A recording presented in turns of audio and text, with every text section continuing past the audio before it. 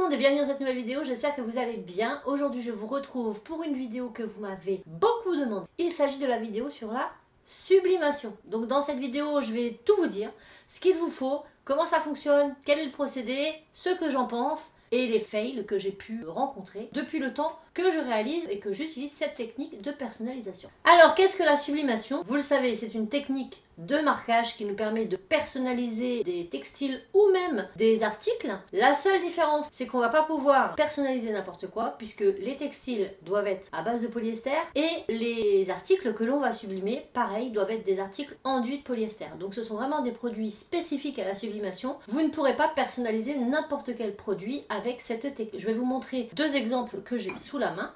On va pouvoir personnaliser des mugs, par exemple, des gourdes, plein d'autres produits. Il existe vraiment plein de produits.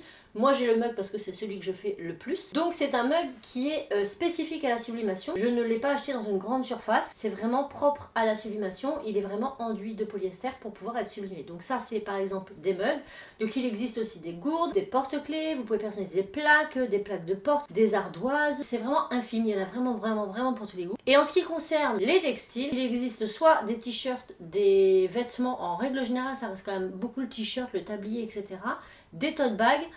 Qui sont en polyester, ou bien vous pouvez faire comme moi, c'est-à-dire acheter du tissu polyester, ici c'est du 100%, et directement y mettre votre petit dessin dessus. Donc moi j'ai sublimé le tissu dans un premier temps, et ensuite j'ai découpé dans ce tissu pour réaliser ce petit pochon et les lingettes qui vont avec. La technique en elle-même consiste à passer de l'état solide, donc ce qu'il y a sur votre feuille sortie de l'imprimante, à l'état gazeux pour être mis directement sur votre support via la chaleur, sans passer par l'état liquide, ce qui va permettre à votre motif d'être directement imprégné dans votre support. Quand on regarde le mug, il n'y a pas d'autocollant, c'est vraiment imprégné directement dans la matière. Les pores en polyester au contact de la chaleur vont s'ouvrir et vont laisser passer cette encre qui est passée à l'état gazeux et qui vient directement se couler dedans. Pour faire gros, c'est à peu près ça. C'est vraiment chouette parce que ça tient très bien dans le temps, ça résiste très bien au lavage, mais il y a quand même quelques petits inconvénients que l'on verra à la fin de cette vidéo. En ce qui concerne le matériel, donc dans l'hypothèse où vous avez un ordinateur, il vous faudra en plus une imprimante spéciale sublimation ou une imprimante adaptable à la sublimation. C'est ce que moi j'ai et c'est ce que j'utilise depuis de nombreuses années. J'en ai racheté deux, toujours la même. Je vous la mets en partie plus information parce que personnellement je la trouve bien. Donc c'est une imprimante avec 4 réservoirs pour 4 couleurs. Le noir, le cyan, le magenta et le jaune. Et elle m'a été vendue avec des cartouches jet d'encre normales. Je ne les mets pas dedans. C'est-à-dire que l'encre qui m'est vendue avec, je ne l'utilise pas. Par contre en revanche, j'achète d'autres bidons d'encre sublimable que je viens mettre dans chaque réservoir à la place des encres qui m'ont été vendues. J'espère que c'est clair, mais si vous achetez une adaptable, forcément les encres, elles, doivent être des encres à sublimation. Ensuite, vous aurez besoin d'un papier spécial sublimation. Pareil, le mien, c'est celui que j'utilise depuis les débuts, j'en suis pas du tout déçue. Les liens, toujours en partie plus information. Une fois que vous avez votre ordinateur, vous faites votre motif, vous l'imprimez dans votre cartouche avec votre papier de sublimation, il va falloir que vous le posiez sur un support à sublimer. Pareil, je vous mets des sites en partie plus information, ce sont des sites où n'importe qui peut acheter dessus. Vous avez des mugs, vous avez des porte-clés, vous avez des tote bags, vous avez de tout, même du textile. En ce qui concerne le tissu, pour ma part, je l'avais acheté Mondial Tissu, un tissu 100% polyester, mais sachez qu'il ne faut pas spécialement 100% de polyester pour que ce soit sublimé. De mémoire, je crois que c'est aux alentours de 75% de polyester au minimum. À vous de faire vos tests, mais déjà 75-80, je pense que c'est sublimable largement. Donc voilà, c'est toujours bon à savoir. Ensuite, il vous faudra des petits accessoires que vous pouvez trouver sur plein de sites, notamment du scotch thermique, puisque pour coller votre papier à votre support, il faut le scotcher, mais il faut que le scotch puisse passer sous la presse à grosse température. Donc un petit scotch thermique, des gants de protection, parce que croyez-moi que quand ça sort, c'est très chaud, et c'est tout. Et on termine par la presse, puisque sans presse, il n'y a pas de sublimation, puisque c'est au contact de la chaleur que l'encre passe de l'état solide à l'état gazeux, sans quoi ça ne fonctionne pas. Donc vous aurez besoin de presse plate, presse automatique, presse à mug si vous avez des mugs, parce que oui, chaque presse a sa particularité. Vous ne pouvez pas tout presser dans n'importe quoi. Si par exemple j'ai une presse plate, vous ne pourrez pas faire d'assiette. Vous vous en doutez bien. Si j'ai une presse plate, je ne pourrai pas faire de mug. Donc pour les mugs, les tumblers, les gourdes, il vous faut des presses spécifiques. Et pour les casquettes, pareil spécifique. Les assiettes, c'est spécifique. Pour ma part, j'ai une presse automatique qui me permet de faire tout ce qui est à plat. Et j'ai une autre presse 5 en 1. Je vous ai déjà fait une revue complète dessus, je vous la mettrai en partie plus information. Et cette presse 5 en 1 nous permet de faire du plat, du mug, de la casquette, des assiettes. Donc c'est plutôt sympathique et ça permet vraiment d'avoir un éventail un peu plus gros. J'ai également une presse à mug assez grande qui me permet de faire les tumblers et de mugs, les gourdes, etc.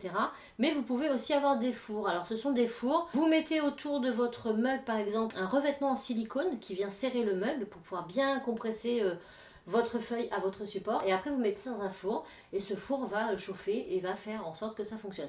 Pour ma part, j'ai jamais eu de four, je peux pas vraiment vous dire si c'est bien, j'ai vu des vidéos, ça a l'air. Moi je vous parle vraiment des choses que j'ai déjà testées et que je connais. Donc je vous mets tout en partie plus d'informations en ce qui concerne mes produits, testés, approuvés et je ne peux vous dire que du bien dessus. Maintenant on va parler de la conclusion. Qu'est-ce que je pense de la sublimation? Quels sont les points forts et quels sont les points faibles de cette technique? Puisque dans chaque technique, on rencontre des inconvénients et c'est pas forcément toujours facile à gérer. Alors les points forts de cette technique, c'est que c'est pas quelque chose qui est compliqué en soi. Je dirais que la partie la plus peut-être complexe, c'est peut-être la partie ordinateur. Si vous n'y connaissez rien du tout en informatique, il va quand même falloir que vous vous munissiez d'un logiciel, qu'il soit payant ou qu'il soit gratuit, qu'il soit pro ou non, pour pouvoir mettre au format visuel que vous souhaitez. Contrairement à des plotteurs de découpe, on a toujours un logiciel qui est associé, là il n'y a pas de logiciel. Donc vous prenez genre sur Photoshop une photo, moi je sais qu'un mug c'est 21 par 8, je mets mon image, au moins 8 ou 9 de hauteur. Voilà, il faut savoir faire ça sur un ordinateur, pouvoir redimensionner une photo, une image en fonction de la taille de votre support. Je dirais que c'est vraiment le petit bémol pour les débutants. Pour le reste, c'est vraiment pas compliqué. Vous lancez votre impression, vous sortez, vous collez sur votre machin, vous mettez sous la presse, vous mettez vos températures et c'est fini. Donc c'est quand même un procédé qui est très rapide à faire. C'est un procédé qui n'est pas très coûteux pour le départ puisque si je prends l'exemple d'un plotteur de découpe qui vaut en moyenne 250, 350 euros, il faut à ça que vous achetiez une presse qui vaut 120, 130, 150, 200. Et là, ouais, ça devient un coût un peu plus onéreux, sachant que avec du flex, généralement pour les petits comme nous, je parle bien des gros, pas des professionnels, on n'a pas du print and cut ou du papier de très bonne qualité, donc ça se décolle, donc ceci, enfin, le marquage c'est complexe, je travaille dans ce domaine et même en tant que professionnel c'est complexe, alors imaginons, en tant que particulier, je trouve on a beaucoup moins d'accès aux bons matériaux. Donc je dirais que l'avantage de la sublimation c'est qu'on peut vraiment faire de la photo, on peut faire de l'image, on a vraiment les couleurs et ça c'est vraiment chouette. Ça c'est vraiment chouette et c'est quelque chose qu'on ne pourra pas faire avec un plotteur de découpe. Personnellement, j'ai sublimé des mugs il y a 3 ou 4 ans, ils passent régulièrement au lave-vaisselle, ils n'ont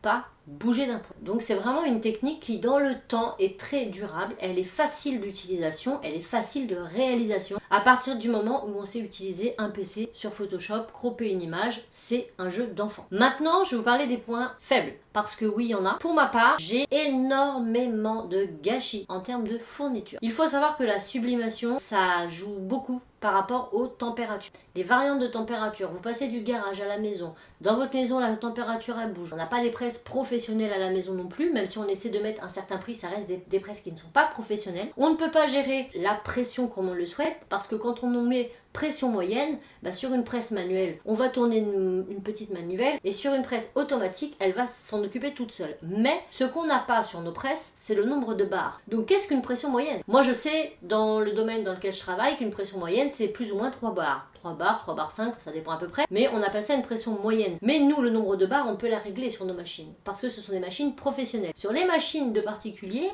on ne peut pas régler, donc c'est un petit peu à la louche. Ce qui veut dire que si vous faites des mugs l'été chez vous, mais d'autres fois vous allez faire des mugs l'hiver chez vous, il se peut qu'il y ait une variante de température et que votre mug ne ressorte pas totalement à l'identique de la dernière fois. Très souvent j'ai eu le problème de mugs qui sont l'image est totalement floue, donc là encore c'est toujours par rapport à la chauffe et il faut trouver ces petits couacs. Alors il faut tester, voilà, la sublimation c'est beaucoup de tests, autant par période on va être très chanceux et tout va fonctionner comme sur des roulettes, autant parfois on passe notre temps à recommencer et on ne comprend pas d'où ça. On a beau changer la presse, on a beau changer... J'ai vu des moments moi où c'était vraiment, j'avais envie de tout laisser tomber parce que ça me fatiguait, je ne trouvais pas les bons réglages. Et quand vous achetez votre matériel, vous n'avez pas envie de changer tous les 4 matins. Étant donné que la température est un facteur important dans la sublimation, et bah, dès qu'il y a une petite variante, ça peut bloquer et ça peut être un frein parce que la matière, elle se paye. En termes de consommables, je dirais que ce n'est pas très cher puisque l'encre dure quand même très longtemps. Moi, pour ma part, je la change pas souvent et pourtant, j'ai une boutique en ligne, donc j'en fais quand même régulièrement et ça va. Il faut savoir que c'est une technique qui n'est pas non plus infaillible et que en fonction des températures, parfois, eh bien, c'est compliqué d'avoir quelque chose de quali.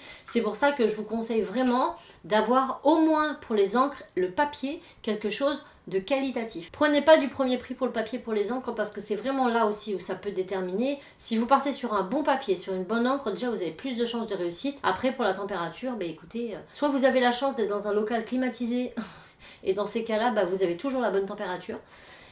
Soit bon courage. Ça risque d'être compliqué par moment, mais pas tout le temps. Voilà, je ne veux pas non plus vous décourager. Ça m'arrive pas tout le temps, mais quand ça m'arrive, je m'en passerai bien. J'espère vraiment que la vidéo vous aura plu. N'hésitez pas à me mettre en commentaire ce que vous souhaitez pour la prochaine. Si vous souhaitez que j'en fasse d'autres, dans ces cas-là, je vous ferai des vidéos plus complémentaires sur comment faire un mug, comment presser un vêtement. Enfin, mettez-moi ça en commentaire. Je m'étais dit que pour la première vidéo, vraiment partir dans une vidéo explicative sur le procédé global, c'était beaucoup plus intéressant et ça vous permettrait de comprendre mieux vos erreurs lorsque vous en ferez parce que comme tout le monde, hein, on débute et c'est pas forcément toujours facile, mais c'est bien d'avoir une première vidéo où il y a vraiment une explication globale sur ce procédé. Ceci étant, j'espère que la vidéo vous aura plu. N'hésitez pas à liker, commenter, vous partager. Je vous envoie plein de bisous et je vous dis à très bientôt dans une nouvelle vidéo. Ciao!